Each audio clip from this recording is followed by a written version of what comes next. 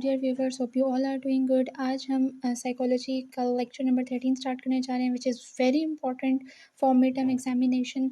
सो lecture start करने से पहले अगर आप मेरे चैनल पे न्यू हैं, please like, subscribe and share कीजिएगा। Support us, thank you. Let's start. Okay, आज हम बायोलॉजिकल आज हम बायोलॉजिकल बेसिस ऑफ बिहेवियर पढ़ने जा रहे हैं कि बाय डिफ़ॉल्ट एक इंसान का बायोलॉजिकल बिहेवियर कैसा होता है, ठीक है, हर इंसान में। अब यहाँ पे नर्वस सिस्टम की बात की जा रही है। नर्वस सिस्टम एक इंसान के ब्रेन का बहुत ही इम्पॉर्टेंट पार्ट होता है। इसी की मदद से हम अपने एक इंसान अपने ब्रेन को physical movement and coordination, words याद रखिएगा, physical movement and physical coordination nervous system के एबनॉर्मल बिहेव करने की वजह से ही एक इंसान करता है। अगर किसी इंसान का नर्वस सिस्टम डैमेज हो जाता है इन एनी एक्सीडेंशियल सर्कमस्टांसिस, तो आप देखिएगा उस इंसान की फ़िज़िकल कोऑर्डिनेशन और मूवमेंट नॉर्मल नहीं रहेगी, ठीक है।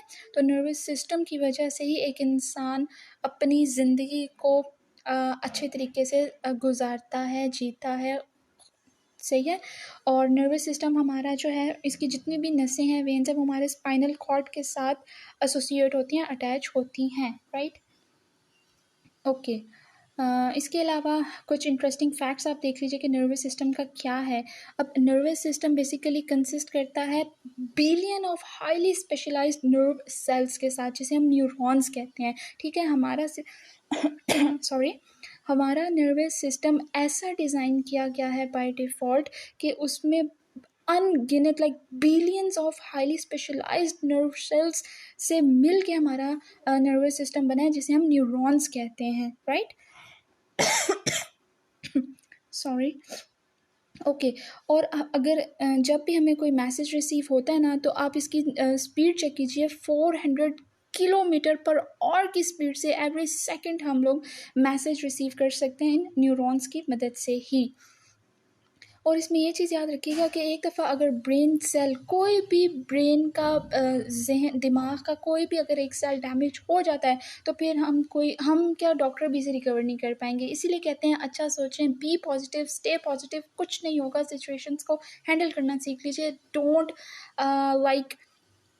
इफ़ेक्ट योर नर्वस सिस्टम, ठीक है। बुरा सोच के अपने नर्वस सिस्टम को ख़राब मत कीजिए, ओके, राइट। इसके अलावा स्ट्रक्चर ऑफ न्यूरॉन्स का स्ट्रक्चर मैं आपको बता देती हूँ। बेसिकली ये न्यूरॉन के ना 3 हिस्से होते हैं, ठीक है। हमारे पार्ट में न्यूरॉन के 3 हिस्से होते हैं। एक डेंड्राइट, सोमा, एक्सॉन। डेंड्राइट का ये काम होता है कि जितने भी हम बाहर से मैसेजेस ले रहे हैं, जैसे आप किसी के साथ कम्युनिकेशन करते हैं ना, कोई बात करते हैं, सोशल इंटरेक्शन होता है, तो दो पार्टीज़ की आपस में कन्वर्सेशन हो रही है, सामने वाले से जो भी मैसेज आ रहा है उसको रिसीव करने में डेंड्राइट्स मदद करता है। सोमा बेसिकली ये आपके ब्रेन का वो हिस्सा होता है जिसमें आपके जो है साइटोप्लाज्म क्रिएट हो जाता है, और इसमें जितने भी आपके न्यूक्लियर सेल्स होते हैं वो क्रिएट होते हैं।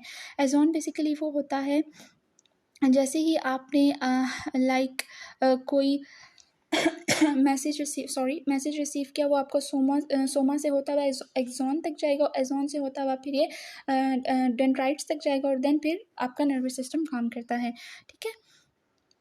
ओके, देन इसके बाद हम देख लेते हैं कि कनेक्शन बिटवीन नर्व सेल्स, कि नर्व सेल्स का आपस में क्या कनेक्शन है। देखिए, नर्व सेल्स कुछ यहाँ पे डिस्क्राइब की हुई हैं, स्नैप्स एंड स्निप्टिक ट्रांसमिशन या ट्रांसमीटर भी बोल सकते हैं, न्यूरो ट्रांसमीटर्स या ट्रांसमिशंस, ठीक है। अब इसका क्या काम होता है, ये जो स्नैप है ना, ये बेसिकली एक न्यूरॉन से दूसरे न्यूरॉन का जो दरमियान का गैप होता है ना, आप अपनी बुक ओपन कर लीजिए बेशक इस लेक्चर के साथ, उसके दरमियान का गैप जो है उसे स्नैप बोलते हैं, ठीक है।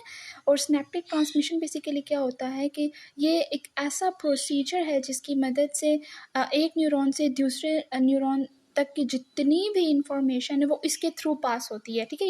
ये बहुत रोल प्ले करता है इंफॉर्मेशन को पास करने के लिए।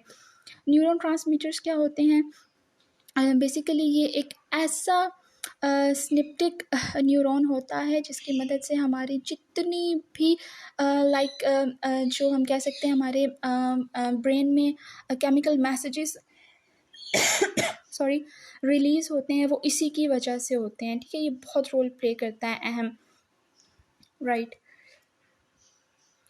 ओके, अब इसमें मेजर वैराइटीज़ ऑफ न्यूरॉन्स कौन कौन से हैं ये मैं आपको बता देती हूँ। इसमें हमारे sensory neurons, motor neurons, inter neurons हैं, राइट।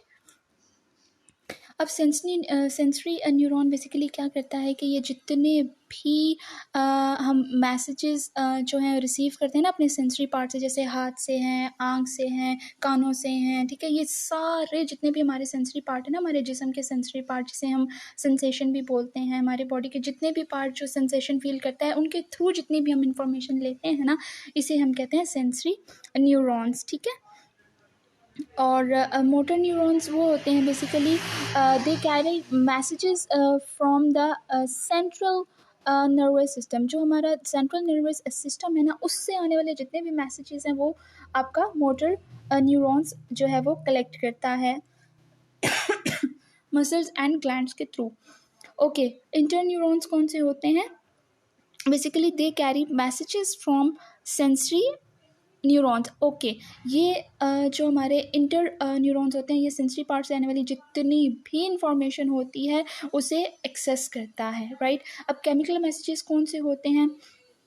केमिकल मैसेजेस वो होते हैं जो हमारे ब्रेन में केमिकल चेंजेस हो रही होती है ना, केमिकल, जैसे आप किसी सेकंड पार्टी थर्ड पार्टी से बात करते हैं तो आपस में थॉट्स टकराती हैं, ओपिनियंस, वो आप अपनी ओपिनियन बता रहे हैं, आप अपनी ओपिनियन बताएंगे, आप की दोनों की ओपिनियन फिर एक दूसरे के माइंड में चलेगी और आपके माइंड में जो ब्रेन है उसमें केमिकल रिलीज़ होना शुरू हो जाता है, ठीक है। अब कितने किस्म के हमारे पास केमिकल मैसेजेस होते हैं? 2 टाइप्स के, एक एक्साइटेटरी और इनहिबिटरी। एक्साइटेटरी बेसिकली वो होता है कि जब आप किसी से बात करते हैं, अब उसने आपके अकॉर्डिंग आपकी पसंद के मुताबिक कोई बात कर दी तो आप फ़ौरन से आपका ब्रेन जो है वो एक्टिव हो जाता है, एक्साइटेड हो जाता है कि यस, ऐसी वाली फीलिंग आती है, तो उसे कहते हैं। इनहिबिटरी वो चीज़ होती है सॉरी, जो हमें पसंद नहीं आती तो उस पर हम जो है वो रिएक्ट नहीं करते। एक्साइटेटरी में हम रिएक्ट करते हैं, एक्टिव हो जाते हैं, प्लेजर मिलता है, सुकून आता है। इनहिबिटरी में हम साइलेंट हो जाते हैं, रिएक्ट नहीं करते हम, राइट। ओके, इसके बाद main parts of nervous system में आपको बताती चलूँ। इसमें हमारे पास होता है सेंट्रल नर्वस सिस्टम, ठीक है, पैराफेरल नर्वस सिस्टम, और इसमें सेंट्रल नर्वस सिस्टम का जो रोल प्ले होता है बेसिकली ये स्पाइनल कॉर्ड से डील करता है। जितनी भी इंफॉर्मेशन आप तक आ रही है स्पाइनल कॉर्ड से होती भी जाएगी आपके नर्वस सिस्टम तक, राइट, क्योंकि नर्वस सिस्टम और स्पाइनल कॉर्ड आपस में एसोसिएट हैं। इन दोनों की जो वेन्स एंड नसें हैं वो आपस में बहुत जुड़ी हुई हैं, आप बुक में डायग्राम में देखिएगा। पैराफेरल नर्वस सिस्टम बेसिकली ऐसा नर्वस सिस्टम का ये पार्ट होता है जिसमें हमारे जितने भी दूसरे नर्वस सिस्टम से रिलेटेड पार्ट होते हैं, जैसे स्पाइनल कॉर्ड है, ठीक है, उन सब की जो है वो 2 डिविजन्स में ट्रांसमिशंस होती हैं, ठीक है। जैसे इसमें सोमैटिक डिवीजन है और ऑटोमेटिक डिवीजन है, ठीक है। पेरिफेरल डिवीजन में हमारे पास 2 पार्ट्स बेसिकली आ जाते हैं जो कि हमारे नर्वस सिस्टम के बाकी पार्ट्स को डील करते हैं। वो पार्ट्स मैंने बता दिया कि सोमैटिक डिवीजन और ऑटोमेटिक डिवीजन। ओके, अब यहाँ पे सोमैटिक डिवीजन बेसिकली जो है वो कंट्रोल करता है आपके वॉलंटरी मूवमेंट को, ठीक है, आपके वॉलंटरी मूवमेंट को ये कंट्रोल करता है, ठीक है, मसल्स को। ओके, ऑटोमेटिक में आपकी बेसिकली जितनी भी बॉडी मूवमेंट्स हैं उसको ये कंट्रोल करेगा, आपके हाथ की मूवमेंट, आपके देखने का स्टाइल, बोलना, चलना, फिरना, ठीक है। और इसमें अगर कोई भी इशू आ जाता है आपका तो फिर आपको स्टमक में या फिर आपका हार्ट बीट या फिर आपके लंग्स में इशू आना शुरू हो जाता है, ठीक है, अगर ऑटोमेटिक डिवीजन में कुछ इशू आ रहा है तो। Okay, then